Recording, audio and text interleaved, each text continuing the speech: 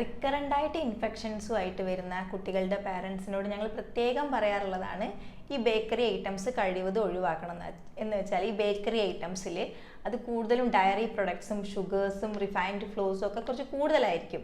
അത് നമ്മുടെ ഇമ്മ്യൂൺ സിസ്റ്റത്തിനെ ബാധിക്കും. മ്യൂക്കസ് പ്രൊഡക്ഷൻ, ഇൻഫ്ലമേഷനൊക്കെ കൂടുതൽ ആക്കാൻ വേണ്ടിയിട്ട് സാധ്യതയുണ്ട്. അതായത് ഈ ഡയറി ഐറ്റംസിൽ അതിൽ കൂടുതലും ബട്ടർ, മിൽക്ക്, ഗീ അതൊക്കെ കൂടുതലായിരിക്കും. ഇത് നമ്മുടെ മ്യൂക്കസ് പ്രൊഡക്ഷൻസ് കൂടുതലാവാൻ ചാൻസ് ഉണ്ട്. അത് ഈ പറഞ്ഞ പോലെ അഡിനോയിഡ് ഹൈപ്പർട്രോഫിക്കൊക്കെ സാധ്യത ഉണ്ടാക്കാറുണ്ട്. അതേപോലെ കേക്ക് ആണെങ്കിൽ, കുക്കീസ്, പേസ്ട്രീസ് ഇങ്ങനെയുള്ള സാധനങ്ങളിലൊക്കെ ഹൈ ലെവൽ ഓഫ് ഷുഗേഴ്സ് കാണാറുണ്ട്. ഈ ഷുഗർ ഈ സിസ്റ്റമിക് ഇൻഫ്ലമേഷന് കാരണമാവും. അതായത് ഈ ക്രോണിക് ആയിട്ട് ഈ ഒരു ഇൻഫ്ലമേഷൻ എന്ന് പറയുന്നതും ഈ പറഞ്ഞ അഡിനോയിഡ് ഹൈപ്പർട്രോഫിയിലേക്കൊക്കെ ചെന്നെത്തിക്കാറുണ്ട്.